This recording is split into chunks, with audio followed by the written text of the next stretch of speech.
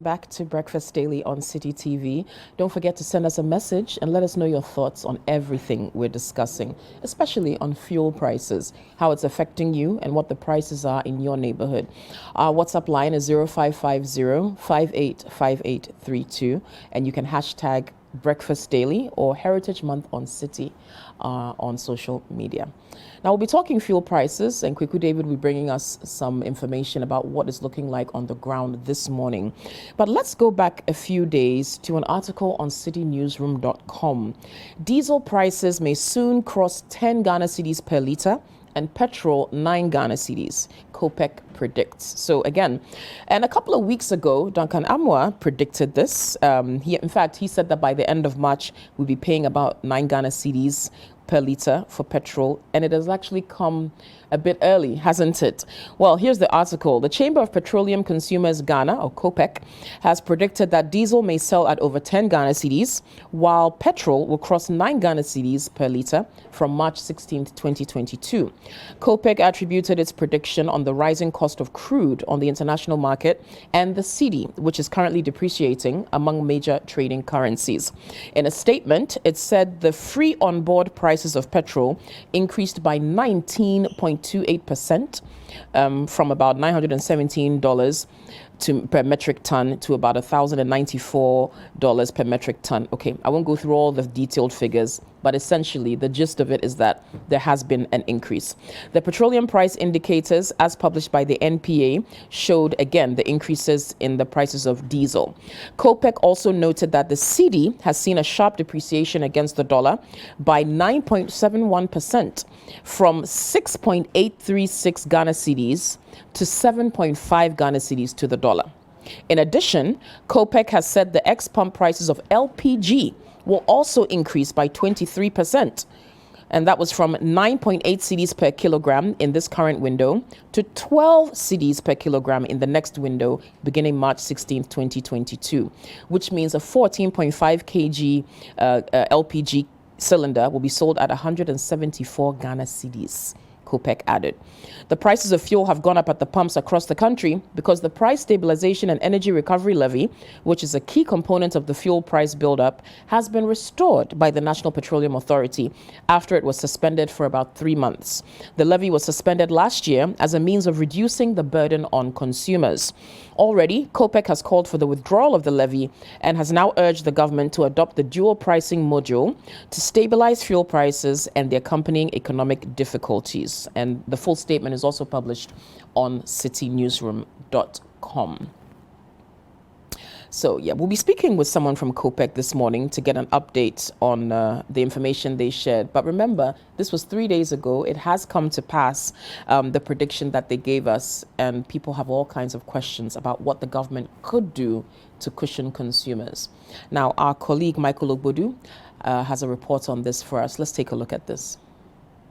If the projection by the Chamber of Petroleum Consumers Ghana COPEC is anything to go by, then it would mean that prices at the pumps would shoot up by more than 1 Ghana cedi 50 pesos per litre, as the current price on the market is about 8 Ghana cedis 40 pesos.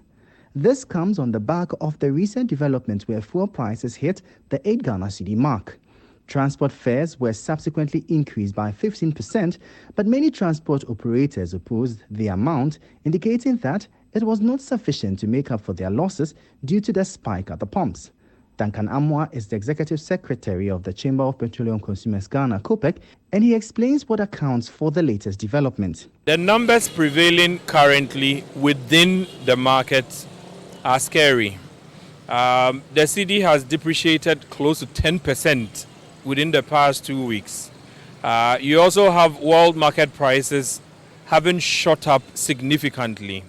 For diesel, you are looking at a difference of almost $316 per metric ton, when the usual averages have been 30, 40, sometimes 20. You are doing $316 per metric variance, whilst petrol has done between $180 and $190 difference since the past 2 weeks.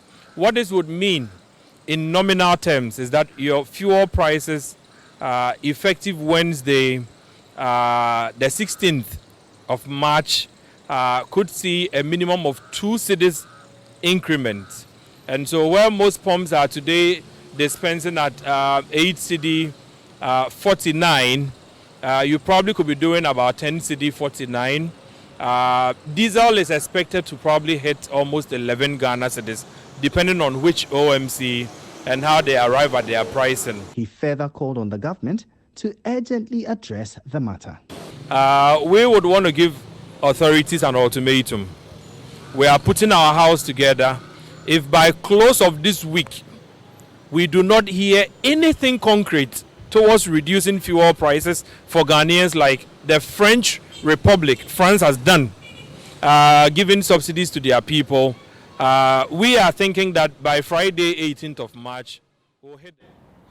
All right, so you were just watching a report by Michael Ogbudu on the fuel price increases and COPEC's prediction that we would hit 9 cedis plus for petrol and over 10 cedis for diesel fuel. All right, now we're going to be speaking with Benjamin Nsia, who's the head of research at COPEC, and he's going to just give us some updates and regarding their prediction and what we could expect, not only for the rest of this month, but going beyond that. Good morning, Benjamin. Good morning. All right, thanks for joining us on Breakfast Daily. And thanks for having me. Great. Now, usually when people predict things, let's say like the outcome of a football match, they're actually happy when it comes true, right? But in this case, here's a prediction that nobody wanted to see, yet we're seeing it. Now, how are you guys at COPEC feeling about the fact that not only have we crossed that 9 cedis mark, apparently, for petrol and then 10 cedis for diesel, but it's even happened before the end of the month? I would say it looks frightening.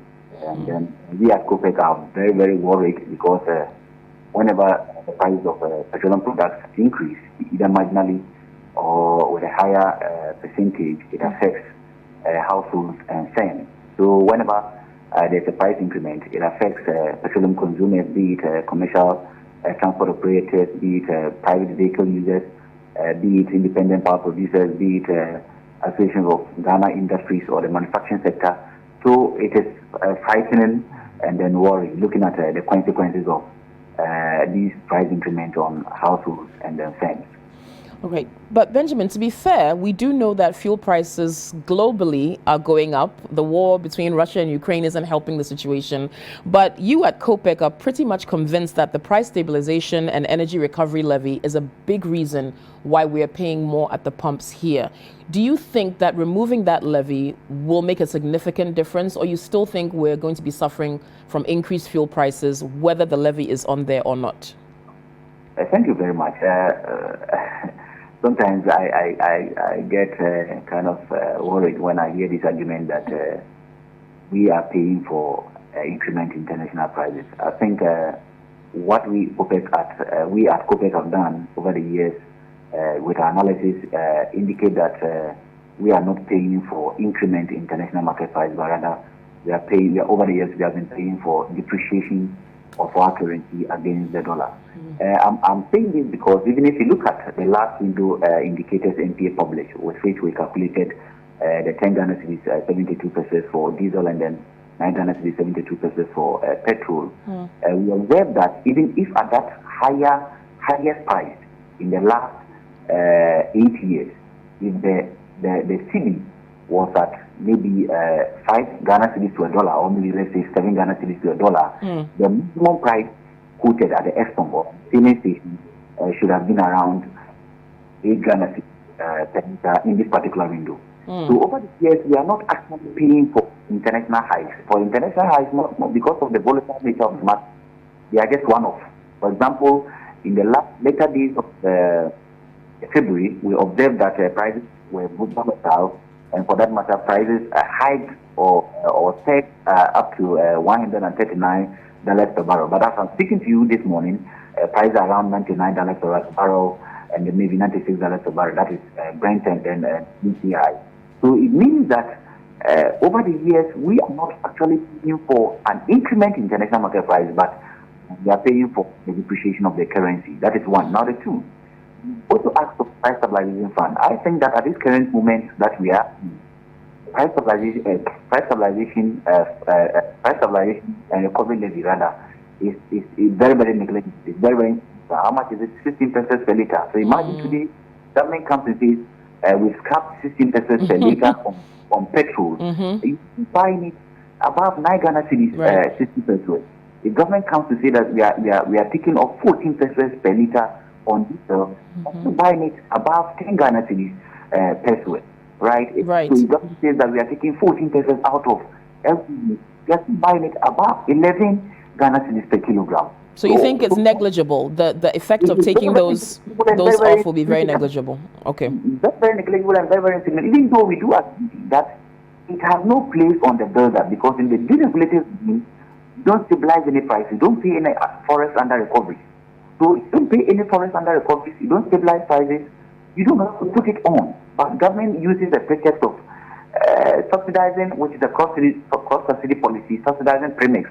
And for that matter, we need that particular levy.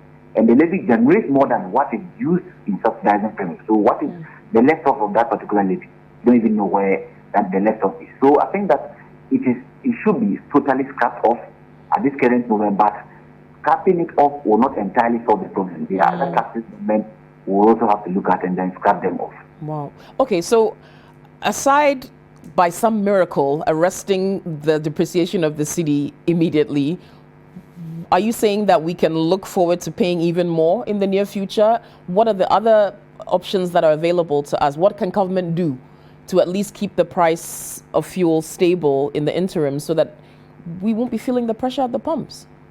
So I think Duncan mentioned what other countries are doing in terms of trying to cushion their petroleum consumers, also alleviate their people from poverty. He mentioned what France is doing currently by rebating 16 cents if you buy more than 60 liters. They are giving kind of discount. If you buy more than 60 liters in France, they give you 16 cents as a benefit. And that in total is about $2.2 billion, which is equivalent of 2 billion euros.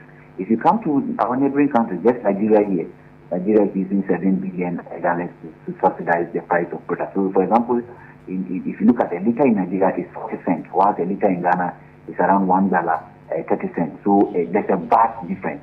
What is Ghana do? If you look at our 2022 budget, Ghana projected that we benchmark our crude. That is how much we use in calculating our revenue for this year. Include about 100 billion revenue we want in this year. Government said that we're going to sell our product at $61.23. As I'm speaking, averagely, product on the international market, crude is around $100 per barrel. So government is getting a windfall. Yes. Now, windfall, we have to look at the Petroleum Revenue Management Act, what it says.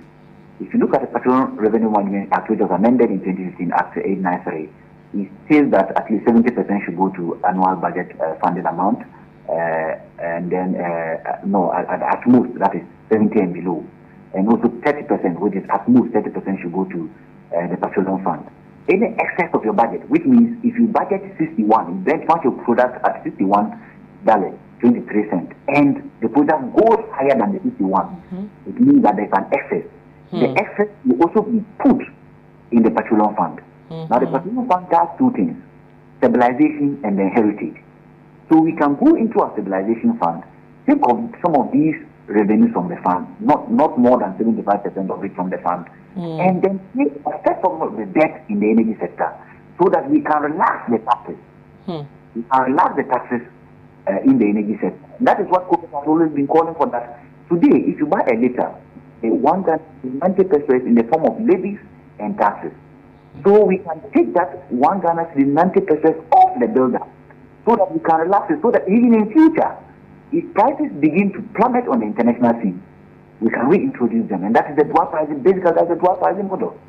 So it maintains and stabilizes your prices at any point in time, bearing in mind that your depreciation, your currency to the central bank to work efficiently to make sure that there are certain interventions put in place to appreciate the cedi against the dollar. Okay. So when these two things are done, at least the future will look good. If they are not done, the future looks bleak and gloomy. All right, Benjamin, just before you go, you're in the prediction business here. How long are the current prices going to last? And do you anticipate another increase before the end of March, or are we looking at beyond that? So we operate a two-week window period, which is it begins from the 1st to 15th is the first window, and then the 16th to the last day of March is the second window. So these prices published by the various OMCs will be used from now to the last day of March, that is 31st of March. From now to 31st, these are the prices you are going to see on the signages of the various OMCs. Okay. However, on the first day of April, which begins the first window of April, 1st April to 15th April, prices could change. Prices could drop at the retail outlets, or the OMCs could drop their prices. But we shouldn't be happy in the moment about some of these predictions of price dropping, because your CD is also depreciating against the dollar. So if your CD worsens again, I think today it's around 8 Ghana cedis 20 pesos to a dollar. Yes. If it goes to maybe 8 Ghana cedis 50 pesos per dollar, it means that even though international market prices are decreasing or are declining, you may not feel it at the pump because your CD is also depreciating. Wow. Okay, Benjamin, I'm going to ask you to stay on the line with me. My colleague, Kweku David, is on the ground. He's actually in town checking some fuel prices as of this morning. Just want to hear what feedback he has for us, and then if you have any comment on what he's seeing where he is. Hi, Kweku. Hi, Kwakwe. Yeah. Good morning. Good morning again. Yeah. All right. So I'm here at the Farisco traffic lights, and between Farisco and Roxy Cinema, and you can see here I'm at a total filling station, and the super is just shy of 10 cedis. So we're about 30 pesos shy of 10 cedis, and then with the diesel is over 10 cedis. So you can see it there, 10 cedis, 80 pesos. So this is per liter. Yes. Okay. Yeah, so what we're looking at is that a gallon will be in the vicinity of about 40 Ghana cedis now per gallon. Okay, so this is the total that you've seen. Have you noticed any other petrol stations with different prices? Well, this morning I did notice that there was a couple of filling stations. We're going to go around and we'll show you others. Okay. But I noticed a few of them still doing, like the 8 CDs 50, 8 Right. CDs 49, and so on. Now, I don't know if that's a true reflection of what is at the pump itself, but at least that's what is on their board. But we're going to go around. We're going to look for a Shell, and we're going to look for other filling stations, and then bring you updates on those ones. Okay, awesome. Now, Benjamin is still on the line from COPEC.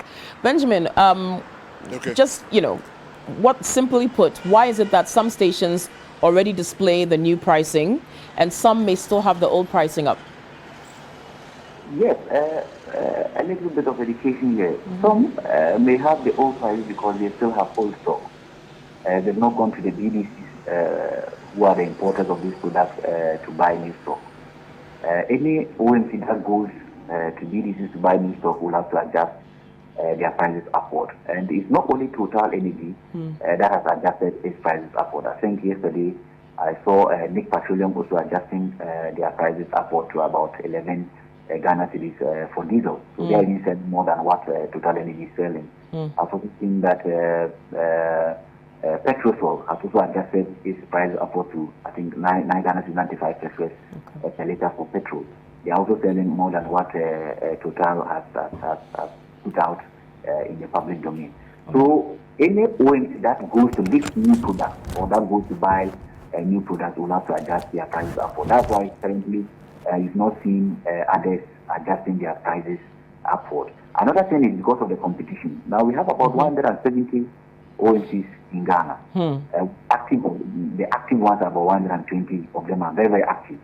So they look at each other competitively before setting prices. So for example, for now, you've not seen Goel come out to set prices. So we are looking at the market, how do you penetrate, how do you become competitive, how do you take competitive advantage of our others, other ones in the sector. That's why you've not seen some of them to setting out price. But I know by the close of the day or tomorrow, all OMCs will adjust their prices upwards. Accordingly. All right. Thanks for the education on that. And as we said, Kweku David is still on the ground and he'll be bringing us more information about what prices are looking like this morning. Thank you to you, Benjamin, for joining us on Breakfast Daily. And thanks for the education. You're welcome. All right. So there you have it. That's the update on the fuel price situation here in Ghana. And let me say good morning to my colleague Duke Mensah Opoku, our parliamentary correspondent, who's joining me here on set. Good morning, Duke. Good morning, Kweku. How are you? Davi. Yeah, you have to call me Mamaga. Mamaga. Yes. Mamaga, you're looking resplendent. Oh, thank you, yeah, Duke. yeah, looking great. Thank you very much. It's nice. Yeah, Nice not feeling so Mamaga. great about the fuel prices though. Oh yeah, I mean, it's serious stuff. I mean, especially if you monitor the international news, Yes. it's great. It's getting crazy, and it's not getting even any comforting at all with the free fall, the downward spiral of our city, which predominantly has influenced the price hike that we are seeing. Right. It's essentially because of the how difficult it's grappling with the dollar, you know. So it's this morning, I mean, all through yesterday, I'm driving home, coming to a house, trying to, you know, because COPEC had already made that prediction, and then the NP had corroborated it. So I was trying to look out for the prices. I didn't see any of the, till this morning on my way here, when I saw that of an OMC that's just nearby. But thankfully, they are not selling at 10 cedis. They're selling both diesel and petrol. They're selling diesel at 9.9, and you're selling fuel at super. They're selling petrol at 9.7. Okay. So yeah, so it means that they have decided to tamper a bit with their margins. So to be a bit competitive. A bit competitive pricing strategy. But myself and Paul, my videographer, we know where we buy our fuel from. You have a base. You know, base, which I mean gives you. Because of how bad quality fuel can affect your engine and other things, we did our research and we found out that that station, that OMC, I mean, is able to do a bit of affordability and then quality because they mainly supply to the mining companies. And a byproduct of what they do is the fuel stations that they have around. So always their prices are very, very competitive. Reasonable, but still and then good you know quality that you fuel. get quality because the mining companies will ensure that they don't give maybe on. And you don't want to share their poor. It may amount to advertising for them. I understand. No, share with me. You Yeah, don't so have to share with offset. everybody. And No anybody, problem. offset, anybody who knows who wants to know to go to my Facebook or on Saturday. Saturday when all the price were around 8 and the rest. When I bought fuel from them was still around 7. Okay. Yes, so when everybody was when it was 8.4, they were still selling at 7.1. Whoa. Yes. Yes, they were selling at 7.178. Well, that's highly competitive. Yes, very, very competitive. And I did my research. You know that it is very. They are giving you good quality fuel because the mining companies will not compromise on anything less than that. So this could end up being. I mean, now that the sector's deregulated and that you actually can play competitively. Yeah. This could actually become a situation where companies or OMCs look at, like you're saying, margins and how much they can afford to let go of or to slip, just so they remain a bit competitive. Yes. And whereas in the past we saw everybody selling at the same price. But now, even a 10 peso difference. Yes, so it's a competitive advantage. It's either you go full throttle looking for all your margins to recover your losses, or you do the strategy of selling at a competitive price so that you can attract more customers. Yeah. What I'm talking about, if they had more outlets, they would have taken over the market. But good for the big players, they just have a few outlets, I think just a few outlets around. Yeah.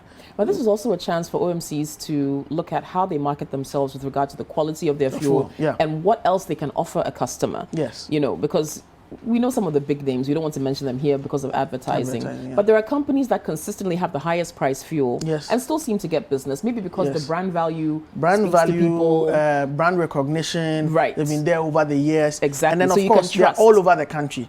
True. Access is a big part of it. That is their... And then, of course, people trust the quality of their fuel. Yes. People trust the quality of their fuel, one. The brand recognition. The after-sales service is there. Yes. And then reach, access all over the country. That's and if people buy your one fuel at a particular point in time, they expect that when they go to another part of the country, they will still see that outlet there and buy from them, just for the sake of consistency. So that plays a major part. But this is all about the the things that the OMCs themselves can tinker with to be able to do that. But I have a couple of suggestions for government, because this is key. It's key because fuel prices affect everything. Everything. I'm just hoping that this is around 18% upward adjustment of the prices, right? And just recently, our drivers, the transport unions went up by, I think, 15 to 20% across the board. I mean, Saturday when I traveled on public transport to Kumasi, the price had gone up. All the others, with the exception of STC, because of course it's government run, and so I went with, and of course I always use STC for safety. For safety, yes, because they have a top-notch safety record, especially on that road. You know, Accra to Kumasi. You know. I always use STC because of their safety record, right? And I'm just praying that as it's gone up by 18%, they will not start agitating again for another increment, because then it will affect food prices. It will affect, even right now, pay TV services have even been affected. Of course. I recently saw that somebody who asked me what role does the petrol play in the pay TV services, but it's gone up as well. So all of those things. But so it's important that government looks at that. In all of these dynamics, right? It's important for us to point out that we are an exporter of petroleum products, right? Because we have we produce over 100,000 barrels a day of fuel. Okay. Now, what this means in government's projections in the budget pegged the fuel prices. What government used to do its projections was around $61 per barrel. That's what government, how it made its projections. Now, the market players are telling us that averagely, for the rest of the year, currently right now we are above the $100 threshold, but it will come down. And then depending on how the Russian-Ukrainian war goes, it could also, so averagely, the industry experts are predicting, the pricing experts are predicting an average of $85, okay? Which is still exceeding what we projected for. So if we do all the analysis, give or take, government would make $550 million, $550 million of windfall, money that we did not budget for, money that we did not expect. I've heard some government officials make the argument that this is hallelujah because for government, because already you know the kind of deep hole we are in terms of the fiscal deficit. So this money would come in handy. But I'm pleading with government that for standards of living, to bring down the cost of living and to push up the standard of living, at least if you not subsidize with all the 550, at least $300 million. A bit of it. $300 million. You push. All right, let's talk to Kweku David. Okay, he's still out there. Now, we saw him at a Total petrol station earlier on. I think now he's at a Goil station. Let's see what the prices are there. Kweku D. Yeah. All right, so Kokwe, I'm here at a Goil filling station near, for those of you who know the Globe Cinema area, yes, we're very close to the Globe Cinema. This is the Goil filling station here. And you can see the price there. It's 8.220 for both super and diesel. Okay, so they've kept it. So that's for the now. price we have here. Yeah, for now it's still 8.22. Okay, for both petrol and diesel. But you know, last week we were here. No, 2 weeks ago. 2 weeks ago we were here. Yes. And it was 7.88. Yeah, and then it went up, I think, the following day. Yes, then it went up. Yeah, exactly. So now, it looks like Goil is holding the price back a little bit, you know, for so now. that, I mean, it becomes probably one of the cheaper options on the market. Yeah. And from what COPEC is telling us, we can expect to see it increase within the next day or two. It looks like all the OMCs will join those who have already adjusted their prices. But for now, those who may have old stock may keep it the same price until they also adjust. All right. So, Kweku, are you going to another station? Yes, we're definitely going to another station, and they'll bring you some more updates. All right. Fantastic. Thank you. All right. So we'll check in with Kweku David in a little bit again as well. And you know, one thing we haven't talked about much is LPG as well, which a lot of people rely on for cooking and kerosene. And you see, all the gains people have made for environmental purposes to stop people from using certain fuels, charcoal, it's almost like we're backsliding again. I think that it is something that, I mean, if government would even subsidize petrol and diesel, they should at least for LPG because of it, you know, effect on climate change and all that. Because you had, and I don't know why. I mean, I may not be an expert in the industry, but we have a lot of natural gas. There's Ghana gas now, and until Ghana gas was constructed, we're flaring a lot of gas from the Jubilee fields. Yes. We're just flaring. It was just going away just like that. Then we were for free. told a lot of it would be used to power some of our thermal plants. Our thermal plants. for And now we have electricity. Ghana gas that's doing all of that. So, and we have we've discovered a lot of fields, new fields, 10, Sankofa, and all those ones. So why is the why price of are natural we gas not so using high? why are we not using the gas from those places? So my first suggestion was for government to look at a portion of the funds, about $300 million. Yeah. Now we dipped our hand into our stabilization fund for $300 million to cushion our economy during COVID.